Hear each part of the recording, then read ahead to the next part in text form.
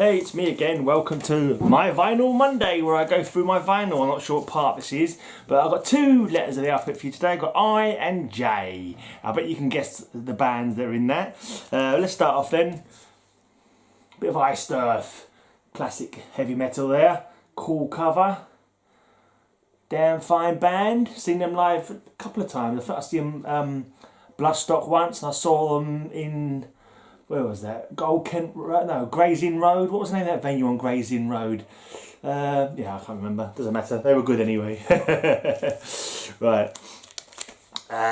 Impaler. A bit of UK death metal.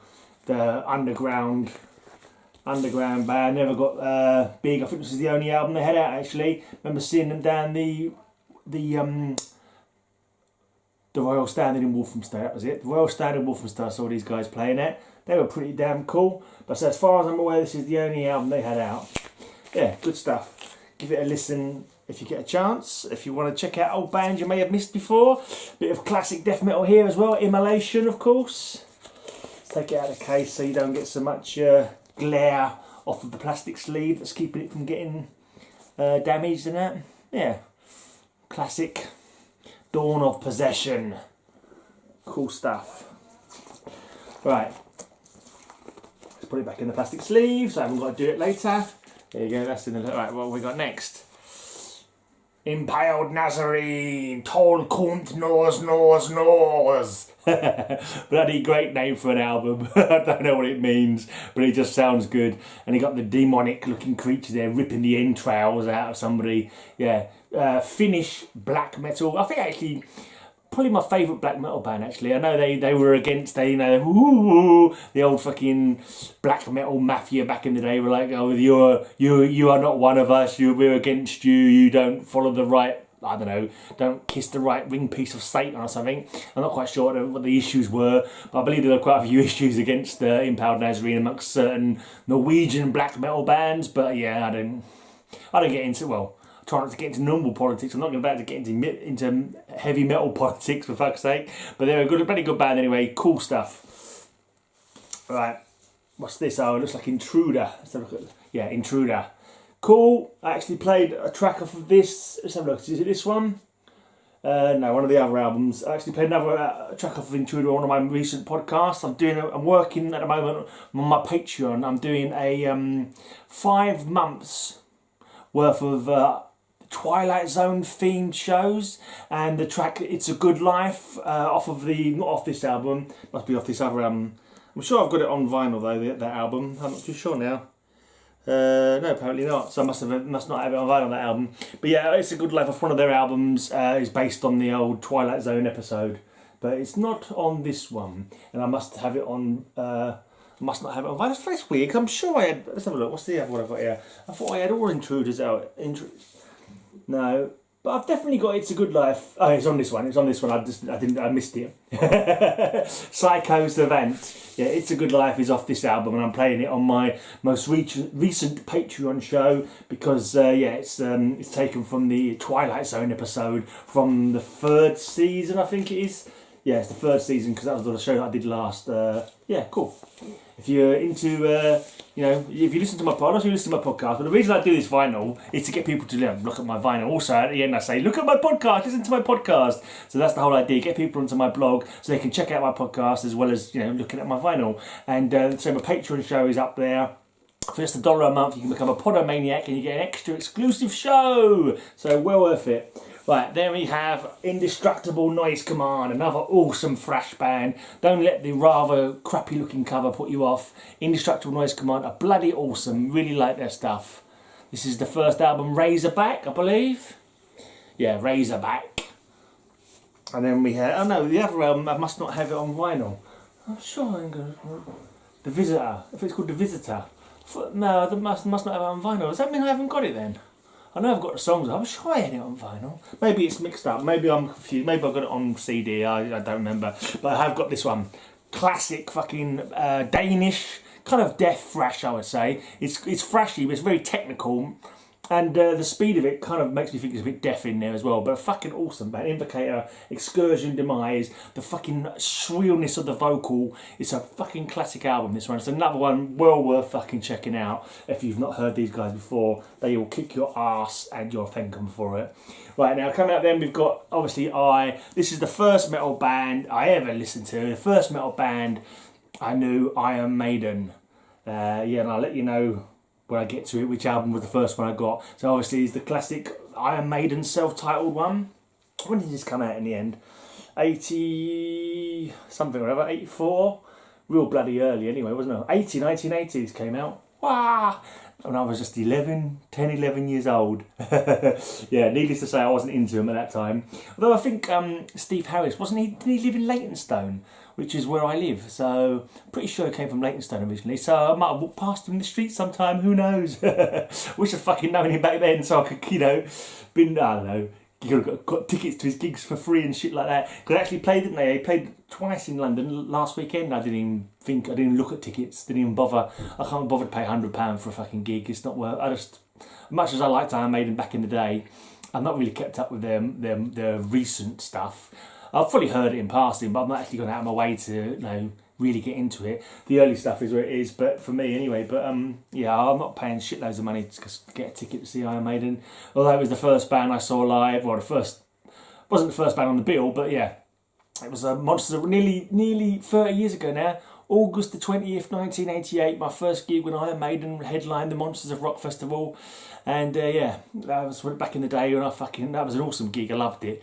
It'd be nice to go back in time and do that all over again with the same, mindset I had then. But yeah, I moved on, got old and miserable. Oh yeah, Killers, obviously a fucking classic album. Right now, this one, The Number of the Beast, this is the first fucking heavy metal album. This is what got me into fucking heavy metal. My brother bought this, my big brother. I didn't even know he had it. I didn't know he liked metal. I never heard him listening to any metal, to be honest. But I was just going through my record, the house record collection at the time. There was only a record cupboard, looking through all the covers, seeing what was in there, playing all sorts. This is back in the day when I listened to Now Mute. That's what I call music, Volume 1 and shit like that, and fucking Communards and fucking whatever was on the fucking charts. I'd listen to it, that kind of thing. Never really had a favourite kind of music. And then I discovered this album. Look at that cover, man. That is fucking cool. Look, that's awesome, that is. I've got to play that. And that was it. Fucking end of story. Not long after that, I always stopped listening to other sorts of music and just listen to heavy metal, and that's how I am now, basically. Heavy metal is where it's at for me. And yeah, so fucking classic fucking album. The first Iron Maiden. This is actually still my brother's album, really. I don't think he actually gave it to me, but it's mine now. He can claw it out of my dead fingers if he wants it back. So this is it. The Number of the Beast. Right. And then we got Peace of Mind, of course. Nice gatefold cover. Quite cool. Power Slave up next. Another cool cover. Bit different in style, but it looks pretty cool. The Egyptology theme of it. Well, I think that's the only song on the album that's got an Egyptology theme, isn't it, actually? So, yeah. Anyway. Right. Another gatefold. Live After Death, double album, of course. Cool. Bloody cool. Listened to this a hell of a lot back in the day, I must say. This is when I first got into metal. I was literally, all I knew about metal was Iron Maiden, so I bought all the Iron Maiden albums first before I actually got around to buying any other albums by other bands, really. Somewhere in Time. Right, and this next one, this was in 1998, mustn't it? It's either 87 or 89. 1988, the year they headlined Monsters of Rock for the first time, the year of my first gig. This album, I bought it probably the day it came out, actually, because I remember I was going away on holiday, and I picked up a copy of NME for some reason, because I think it must have had Iron Maiden mentioned on the front cover or something, and I looked in there, the new Iron Maiden album was coming out on so-and-so, whatever date it was, and I was like, oh yes, this was the first Iron Maiden album that I bought as it was freshly in the shops, kind of thing. To be honest, I didn't enjoy it that much. I wasn't that keen on it compared to the older stuff. It's all right. It's got a few good tracks on it, but yeah, it's all right. But yeah, after that, I think what I got into Iron Maiden got me into metal, and then after that, when I discovered new bands, I started getting into the heavier end of stuff. So more thrashy, more death metal, that kind of thing. But Iron Maiden has still got a place in the old heart, you know what I mean? But I'm not that keen on the new stuff, to be honest. It's a bit too soft. Yeah, this is a single. It wasn't an EP, no, it's a single. It's a very large single. I don't know why they did that. It's a very weird idea doing it. 7th tour of a 7th tour. Monsters of Rock, Donington Park, 20th of August. Only UK appearance. So that was the only UK appearance that year. And I was there. It was jolly good fun. Look how young they are at the back there. Look how young they all are. You know, I was pretty young looking myself back then. Not this haggard beast you see before you. I don't remember in this. Infinite Dreams. Another live thing. They did a video live in Made in England, and I was a member of the Iron Maiden fan club at that time. Me and my partner at the time, and we actually went along to the Made in England kind of like launch party, and the guys from Iron Maiden were there, got some signatures and all that, which my old girlfriend has still probably, and she's thrown them away because I haven't got them, which is a shame. Yeah, pain in the ass that was. But there you go, never mind. Yeah, and sort of like after, I was still buying their albums for a time. Actually, I've got a few more on CD, but no, it's not something I have to actually seek out and say, oh yeah, I must have that. I must have the new Iron Maiden. Oh, you know what I mean? They're like, yeah, they're okay. They're Iron Maiden. They're good. They're capable. What they do isn't as much up my street as it would have been back in the day. This album again, a bit boring. Nothing really grabbed me as much as the early stuff. But that's because my own tastes have moved on, really. Anyway, but that's All the Eyes. And I will be forever grateful, obviously, to Iron Maiden for getting me into the best music in the world. Right now, another band that played recently, Bloodstock, which I can't be asked to go to anymore because I'm too old and bloody feeble and can't be asked to walking around for fucking hours and sitting around and camping and crap like that. But Judas Priest headlined. And yeah, so we're on to the J's now. And all I have in the J's is literally 2 Judas Priest albums, and that's the lot. So this is the Judas Priest album. When I started branching out from Iron Maiden, this was one of the albums I've got. I've got an AC/DC album, this Judas Priest album, Anthrax and a Motorhead are all in the same year for Christmas or birthday or something, and I veered more towards the Motorhead and the Anthrax. But in them days, because I didn't have that many albums, I did listen to this a lot. It's got some decent tracks on it, but yeah, that's it. That's the only real kind of Judas Priest album I listened to. I actually bought this one. This is the last of the albums today. It's a double album. Priest Live, I don't know what happened there. Got torn at the bloody top there. I don't remember that happening. But never mind. And to be honest, I bought this, and to this day, I don't think I've ever listened to it. Seriously, I don't think I've ever put this on my turntable or listened to it. I don't know what I bought it for. It must have been going cheap or something. I must have picked it up thinking, oh yeah, I'll get round to listening to that. And I never did. I just never did. I think I just moved on to heavier stuff. So this is probably unplayed actually. Other than the fact the blinking cover's torn, it's probably in mint condition now. It's got a tear inside there. You know what I think happened? I think we're having a party or something. Someone's actually poured beer on it or something, and it's got fucking stuck together. So it's got a bit torn because of that. That's a shame. But anyway, never mind.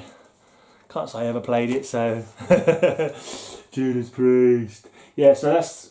I know a lot of people love Judas Priest, and it's like a gateway band, like Iron Maiden, one of the bands that gets people into heavy metal in the first place. But yeah, I've just never been a massive Judas Priest fan. I was never too keen on the vocals, to be honest. They were too shrill for my liking. But yeah, I can appreciate their legacy and what they've done for metal to get a lot of people into it, but it just wasn't my cup of tea. But there's got a couple of cool tracks, obviously, a couple of fucking timeless classics in their bloody in their roster, is that the correct word? In their catalogue, in their playlist. But yeah, not really something I've ever bothered to get into myself. Anyway, that's it for this week. That's my vinyl on this Monday. That's my I's and my J's. I'll come back tomorrow and I'll be talking to you about one of my demo tapes, one of my old tapes from my collection. Thursday I'll be doing you some free metal for you to check out, Free Metal Thursdays, and then Sunday back with my podcast. And if you haven't listened to my podcast yet, go to the blog. The link will be in there for the latest show. All 256 of my old shows are up there on my blog. Yeah, check them out, have a listen, and go and like the band's pages and shit like that. Cheers for watching. Bye.